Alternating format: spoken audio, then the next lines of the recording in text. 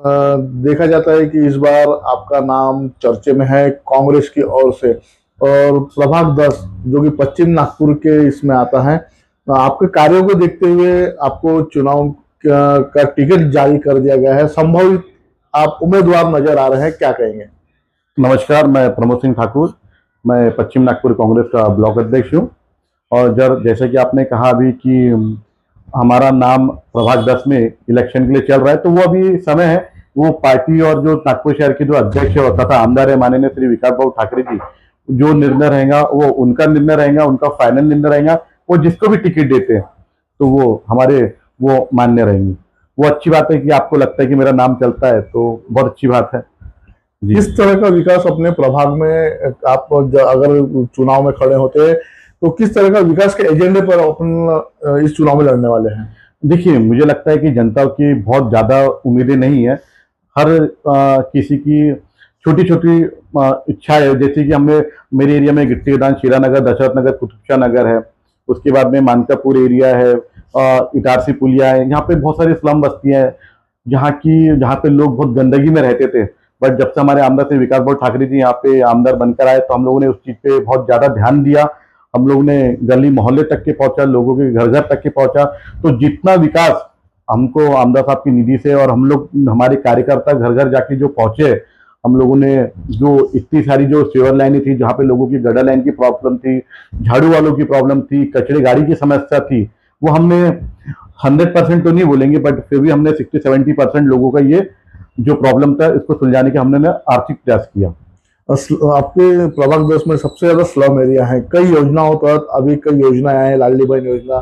क्या इस प्रकार का लाभ, जैसे संजय गांधी हो गया, लाडली बहन योजना हो गया, प्रधानमंत्री योजना हो गई, इस योजना का लाभ उनको पहुंच रहा है क्या? हाँ, हम निरंतर ये सब चीज जो हम कैंप जो है, निराधार योजना का जो कैंप है, आयुष्मान कार्ड की योजना है, राशन कार्ड योजना है, इलेक्शन कार्ड है, आधार कार्ड है, ये निरंतर, साथ ही साथ मेडिकल कैंप है, हम लोग ये निरंतर लेते रहते हैं। और जो भी गवर्नमेंट की जो पंचवर्षीय योजना जो रहती है, हम भरपूर प्रयास करते हैं कि ये जो लोग हैं ये आम जनता तक के पहुंचे। जैसे अंत्योदय में आने वाले जो नागरिक हैं, जिसे केसरी और येलो कार्ड, जिसको राशन कार्ड कहा जाता है, अस्पतालों में वो जाने के बाद में भी उन्हें जो उपचार है वो मिलता नहीं है और वहां से भगा दिया जाता है। तो ऐसे चीजों के लिए, ऐसे उन अंत्योदय जनताओं के लिए आपका आगे का मकसद क्या रहेगा सर? सर? बिल्कुल आपने सही कहा सर, क्योंकि येलो कार्ड है और बहुत सारे कार्ड जो है जो कि बड़े बड़े हॉस्पिटल है, जैसे हमारे एरिया में आप देख लेंगे एलेक्सिस जो मैक्स हॉस्पिटल हो चुका है, ऐसे बड़े बड़े हॉस्पिटल है जहाँ पर अगर ये कार्ड लेके जाया जाता है तो वहाँ पे एक्सेप्ट नहीं करते ये सब चीज। तो इसके लिए हमें, हम अभी तो इसके बारे में कुछ सोचा नहीं, पर प्रयास करेंगे कलेक्टर साहब से मिलकर हम जितना हो सके इस चीज की जानकारी सर उनको देंगे। और ये तो एक बहुत बड़ा मुद्दा है। वैसे आपने देखा होगा एक मानकापुर में भी 100 बेड का हॉस्पिटल जो कि अभी स्टेट गवर्नमेंट का बना है, जिसमें बहुत सा प्रयास हमारे विकास ठाकरे साहब जी ने भी किया हुआ है। तो हमारे एरिया को जितने भी स्लम को देखते हुए, और स्लम नहीं, मिडिल क्लास जो भी है वहाँ पे अच्छी सुविधा है, हर चीज है। तो उसके लिए हम लोगों ने प्रयास किया है कि गवर्नमेंट हॉस्पिटल हमारे एरिया में चालू हो और इसका लोगों को लाभ हो। आने वाले चुनाव में अगर आपको टिकट मिलती है और आप पार्षद चुनकर आते हैं, तो जनता के लिए आपकी क्या इच्छा रहेगी करने की? जनता की यही इच्छा रहेंगी हम लोगों की, कि हम देख रहे हैं कि अभी बहुत सारा सिर्फ महानगर पालिका को लेके हम देखा जाएगा तो अभी सबसे ज्यादा समस्या सर झाड़ू वालों की और कचड़े वालों की जो समस्या है वो ज्यादा चल रहा है। क्योंकि क्या हुआ, जब 2002 में जब विकास ठाकरे साहब आमदार महापौर थे, उस समय उन्होंने 2200 लोगों की भर्ती लिए थे सफाई कर्मियों की।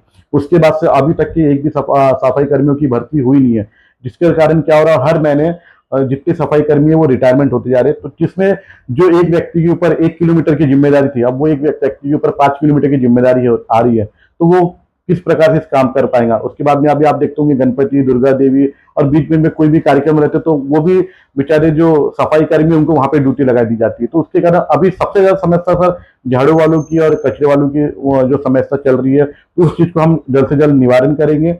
और हम एक जो आपने बोला जो कि अगर 10 में अगर हम जीत कर आते तो हमारे ये कोशिश है कि जितने भी जो सिविल एरिया है, धर्मपेट जैसी एरिया जहाँ पे वहाँ के लोगों के लिए, बड़े लोगों के लिए वहाँ पे गार्डनों की सुविधा है, जहाँ पे उनके बच्चे खेलते हैं, वो सब चीज हम अपने एरिया में क्यों नहीं ला सकते? क्योंकि वो भी इंसान है, ये भी इंसान है। तो हम चाह रहे हैं कि अच्छे से अच्छे जो गार्डन है जो हमारे एरिया में वो हमारे डेवलप हो, ग्रीन बीम्स यहाँ पे डेवलप हो, और लोगों को जो भी गवर्नमेंट से अगर हम जीतते हैं तो जो भी गवर्नमेंट से लाभ हो सका हम उनको उसका लाभ दिलवाएंगे। जैसे कि माना जाता है कि नागपुर महानगर पालिका में जो भी पार्षद आता है, जैसे भाजपा की सरकार नागपुर महानगर पालिका में बैठी है, बाकी के पार्षदों को निधि कम दी जाती है, क्या क्या कहेंगे इस बारे में? सर हमें बिल्कुल ये बात आपने सही कहा कि मतलब ये तो होता है कि अगर जिसकी महानगर पालिका में जिसका महापौर बैठता है तो उसकी ज्यादा सुनवाई होती है, जिसका महापौर नहीं रहता है तो वो नगर सेवक बेचारा दर दर भटकते रहता है, और जो वादे वो अपने लोगों से करता है इलेक्शन के बीच में घर घर जाके, और निधि नहीं मिलने के कारण वो एक प्रकार से वो भी गलत साबित होता है। तो मुझे लगता है कि ये सब चीज नहीं होना चाहिए, क्योंकि लोकतंत्र का देश है और हर व्यक्ति, हर नगर सेवक चाहता है कि उसके एरिया के जो लोग हैं उसको भरपूर सुविधा मिले और उनका काम हो। तो ऐसा पक्षपात ना करते हुए, और कांग्रेस ने तो कभी आज तक इस प्रकार का पक्षपात नहीं करी है, उन्होंने सर्वधर्म संभव लेके चल का एक नारा है और वो हमेशा लेके चलती है, और हर किसी के लिए काम करते रहना चाहिए। जनता मासूम है ना, जनता ये सब नहीं सोचती है, और कोई भी सरकार आती है, कोई भी महापौर बैठता है तो उन्होंने सब चीज सबको साथ में लेके चल के जनता के लिए जो सुविधा हम लोग दे सकते हैं, जनता के लिए जो हम लोग लाभदायक काम कर सकते हैं वो हमें करना चाहिए। जैसे कि देखा गया है कि आप जैसे सफाई कामगारों की बात कर रहे थे जी। और उनके मुद्दों को लेकर आप बात कर रहे थे, उनकी भलाई की आप बात कर रहे थे, लेकिन नागपुर महानगर पालिका में सफाई कामगारों का बहुत बड़ा भ्रष्टाचार मिला है, और जिस नाम से जो कर्मचारी रहता है उसके नाम से ही दूसरा कोई कर्मचारी उसे वो कर्मचारी पगार देकर 2,000-3,000 रुपए उसे पगार देकर, उसे मानधन देकर झाड़ू मान लगाता है, और वो कर्मचारी अपने घर में सुकून की नींद सोता है। क्या कहें? 100% सही ये बात है सर, पर ये चीज उसके लिए मैंने भी अभी ITI डाला हूँ, है ना, और ये तो समस्या है, और इसके लिए और अच्छे से जाके जो मेरे लेवल पे मुझे और अच्छे से जाके उसका एक बार तहकीकात करनी होंगी। और ये बात तो आपने जो कहा ये तो हो ही रहा है, इसमें जो भी जमदार और जो भी अधिकारी मिले हैं इनको तो महानगर पालिका के जो हमारे अभिजीत चौधरी साहब कमिश्नर है, इनने इसकी भरपूर जांच करना चाहिए, अपने सब छोटे अधिकारियों को बुला के इसकी जांच पड़ताल कराना चाहिए, और जो भी इसमें गुनाहगार निकलता है उसको सजा देना चाहिए। हम अगर निकाल के अगर देते हैं तो इससे ये तो एक महानगर पालिका के लिए एक शर्म की बात होती है।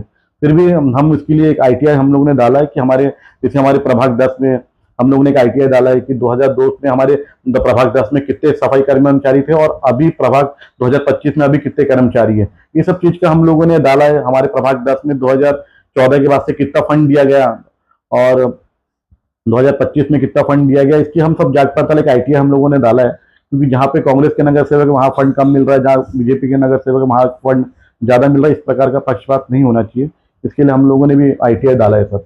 क्या आपको लगता है कि कांग्रेस में भी कुछ पक्षपात और कुछ जो पदाधिकारी है नाराज है, उस नाराजगी की वजह से कांग्रेस टूटती हुई नजर है, ऐसा क्या कुछ लगता है आपको? नहीं सर, ऐसा कुछ नहीं है। देखिए हर छोटे कार्यकर्ता की इच्छा होती है कि इलेक्शन लड़ने की, और छोटे नाराजगी तो हर पार्टी में चलती है, छोटी मोटी नाराजगी तो हर उसमें चलता है, क्योंकि घर परिवार में अगर 10 लोग हैं तो होता ही है, थोड़ी परेशानी होती है। पर ऐसा कुछ नहीं है सर, कांग्रेस में हमेशा हर कार्यकर्ता, आपने देखा होगा लोकसभा में इलेक्शन के समय भी विकास ठाकरे साहब जब खड़े थे तो पूरे हर एक कार्यकर्ता ने मिलजुल के ताकत से तैयारी किया, इलेक्शन में जो बढ़ चढ़ के हिस्सा लिया। और आपने देखा ही होंगे कि जो लीड थी नाना भाव के समय और अभी विकास भाव के समय कितनी लीड कम थी। तो ऐसा कुछ नहीं है सर, नाराजगी ऐसी कोई बात नहीं है, और नाराजगी अगर रहती है तो परिवार वाले हम सब बैठ के उसको सॉर्ट आउट कर लेंगे, कोई विषय नहीं है। जब कांग्रेस में नाराजगी नहीं थी तो नाना भाऊ पटोले के खिलाफ बंटी शेरके गए थे, तो बंटी शेरके को महासचिव पद से क्यों हटाया गया? सर वो देखिए, वो उनका पर्सनल मैटर था, उनको लगता है कि मैं आमदार में खड़ा हुआ था और कहीं ना कहीं उनको लग रहा होगा कि नाना भाऊ नहीं आए, उनको लगा, तो सर उनको पर्सनल रहता है, सबका अपना एक पर्सनल वो रहता है सर, ठीक है, वो पदाधिकारी है, और उन्होंने आपस में नाना भाऊ ने उनको बोला भी था बंटी शेरके जी को कि आप आके मिलिए, बात करिए, पर बंटी भाई को लगा होगा कि नहीं मेरे साथ में कुछ गलत हुआ, तो उन्होंने अपनी आवाज दी थी कि कांग्रेस में ये एक चीज है कि सर हमारे छोटे से छोटा कार्यकर्ता भी आमदार हो या शहर अध्यक्ष हो या फिर प्रदेश अध्यक्ष हो, वो उसको हक है कि वो अपनी बात रखे, किसी को ऐसे दबा के नहीं रखा जाता है कि भैया नहीं आगे तू अपने प्रदेश अध्यक्ष के बारे में मत बोलो, शहर अध्यक्ष के बारे में बोला। हमारे पूरा लोकतंत्र है, आप कभी भी ये है कि आप कभी भी खुल के, आप कभी भी कोई भी अध्यक्ष हो, प्रदेश अध्यक्ष हो, कोई भी कार्यकर्ता अपनी बात रख सकता है। हाँ, प्रभाग 10 में आप अपने जनता को क्या एक संदेश देना चाहेंगे? प्रभाग 10 में मैं जनता को यही संदेश देना चाहता हूँ कि आप लोग नए लड़कों को, नई पीढ़ी को इस बार मदद करिए, और आपको इसका बिल्कुल रिजल्ट मिलेगा। हमने इसके पहले भी आप देखते होंगे हम निरंतर 6 7 8 साल से मैं ब्लॉक का अध्यक्ष हूँ। मेरे तो प्रभाग 10 और प्रभाग 11 आता है। तो हम लोगों ने जितना प्रयास हो सकता है हम लोगों ने उतना प्रयास कर रहे हैं अपने एरिया को अच्छा, बढ़िया, सुंदर और साफ सुथरा और क्राइम मुक्त अपने एरिया बनाने के लिए, और भरपूर प्रयास जारी है। और प्रभाग 10 को हम लोग और अच्छा, सुंदर और स्वच्छ एरिया बनाने वाले हैं।